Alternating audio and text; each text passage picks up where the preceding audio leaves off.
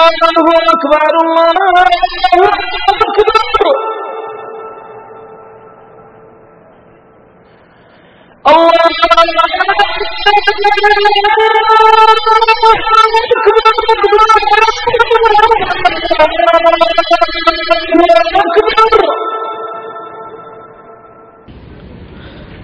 அன்பிற்கினிய அருமை சகோதரர்களே,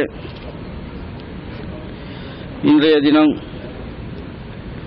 நடக்கக்கூடிய இந்த மார்க்க சொற்பொழிவில் தாயகத்திலிருந்து வருகை தந்துள்ள தமிழ்நாடு தௌஹீத் ஜமாத் மாநில மேலாண்மை குழு தலைவர் மௌலவி ஷம்சுல்லுஹா ரஹ்மானி அவர்கள் உங்கள் முன் தேர்வு செய்வதும் ஆதரிப்பதும் என்ற தலைப்பில் இன்ஷால்லா உரையாற்றுவார்கள். அஸ்ஸலாமு அலைக்கும் வரஹ்மத்துல்லாஹி வபரகாத்துஹு. அன்பிற்குரிய சகோதரர்களே, அல்லாஹ்வுடைய கிருபையினால் மார்க்கத்தை தூய வடிவில் தெரிந்து கொள்ள வேண்டும் என்ற நல்ல நோக்கத்தில் ஏற்பாடு செய்யப்பட்டிருக்கக்கூடிய இந்த கூட்டத்திலே கலந்திருக்கின்றோம். இந்த நேரத்திலே எனக்கு அளிக்கப்பட்டிருக்கக்கூடிய தலைப்பு தேர்வு செய்வதும் ஆதரிப்பதும் என்ற ஒரு தலைப்பை தலைவர் சாஜிதுர் ரஹ்மான் அவர்கள் தெரிவித்தார்கள். அதை நான் சற்று அவர்கள் என்ன கருத்தை கொண்டு வர வேண்டும் என்று நினைக்கின்றார்களோ அந்த கருத்தை தூதர் வழியில் ஒரு தூய அமைப்பு என்ற இந்த தலைப்பாக ஆக்கிக்கொண்டு அதற்குள்ளே அவர்கள் என்ன உள்ளீடுகள் வர வேண்டும் என்று நினைத்தார்களோ இன்ஷா அல்லாஹ் அதை நான் கொண்டு வர விளைகின்றேன். அருமை சகோதரர்களே, இந்த தௌஹீத் ஜமாத் மக்களுக்கு மத்தியிலே மார்க்க பிரச்சாரத்தை செய்து கொண்டிருக்கின்றது. இந்த தௌஹீத் ஜமாத் எடுத்த அந்த பணி இருக்கின்றதே, அது சென்று கொண்டிருக்கக்கூடிய அந்த பாதை இருக்கின்றதே, இறை தூதர்கள் செய்த அந்த பணி, இறை தூதர்கள் சென்ற அந்த பாதை, அந்த பணியை செய்கின்ற போது இறை தூதர்கள் என்னென்ன எதிர்ப்புகளை எல்லாம் கண்டார்களோ, சந்தித்தார்களோ, அந்த எதிர்ப்புகளை எல்லாம் இன்றைய காலகட்டத்திலும் நாம் சந்திக்கின்றோம்.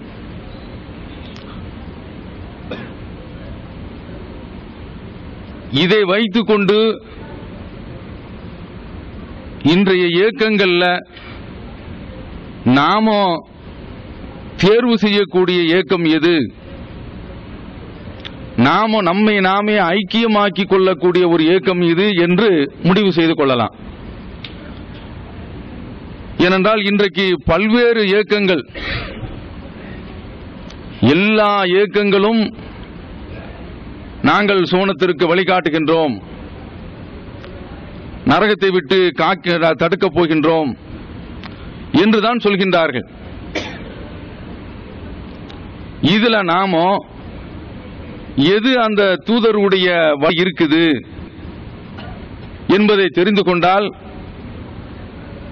அதுதான் சரியான பாதையில் செல்கின்றது என்று முடிவெடுத்துக் கொண்டு அந்த இயக்கத்திலே நாம நம்மை ஐக்கியமாக்கிக் கொள்ளலாம்.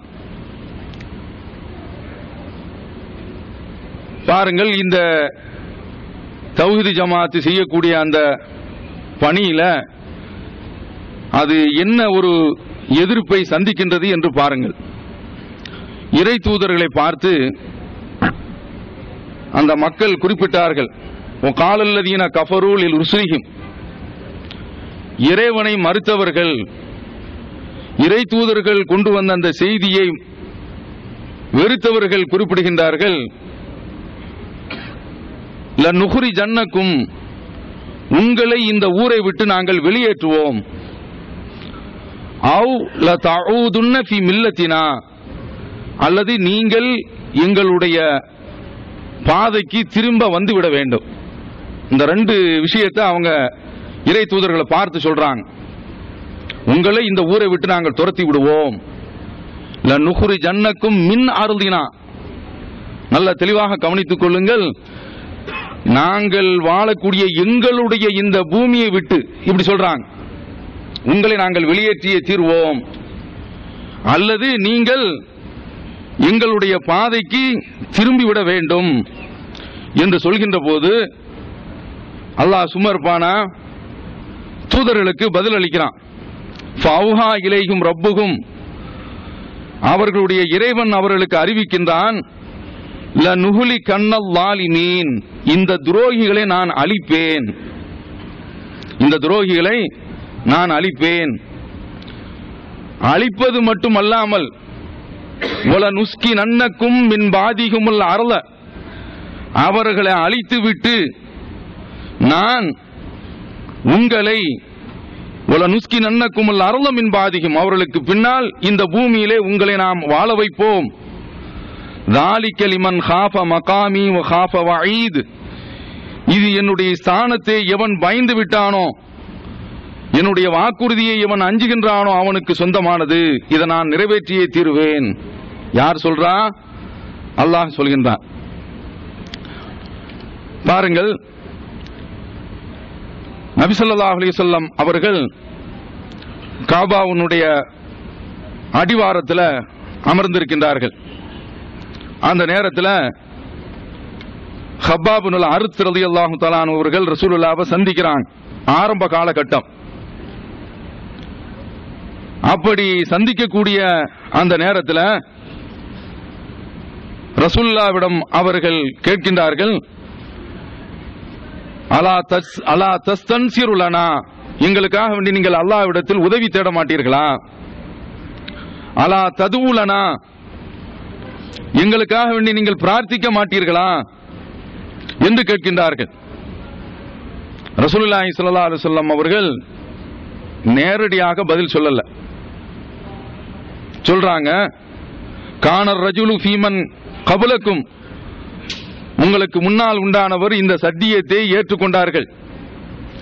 அப்படி ஏற்றுக்கொண்டதன் காரணத்தினால யுஹ்ஃபரு லஹு ஃபில் அர்த், பூமியிலே அவருக்கு ஒரு குழி தோண்டப்படும். ஃபயுஜாலு ஃபீஹி, அந்த குழியில் அவர் நிறுத்தப்படுவார். ஃபயுஜாவு பில் மின்ஷார், ரம்பம் கொண்டு வரப்படும். கொண்டு வரப்படக்கூடிய அந்த ரம்பம் ஃபயூலவு அலா ரஸிஹி, தலையினுடைய அந்த நடு மத்தியிலே வைக்கப்படும். அப்படி வைத்து அந்த ரம்பத்தை அப்படியே பிடித்து கீழ் வரைக்கும் இழுப்பார்கள். ஒரு மரக்கட்டையில எப்படி ரம்பத்தை உள்ள செலுத்தி அந்த மரக்கட்டையை 2 கட்டைகளாக 2 கூறுகளாக ஆக்குகின்றார்களவா, அது போன்று ஆக்குவார்கள். அப்படி ஆக்கிய உடனே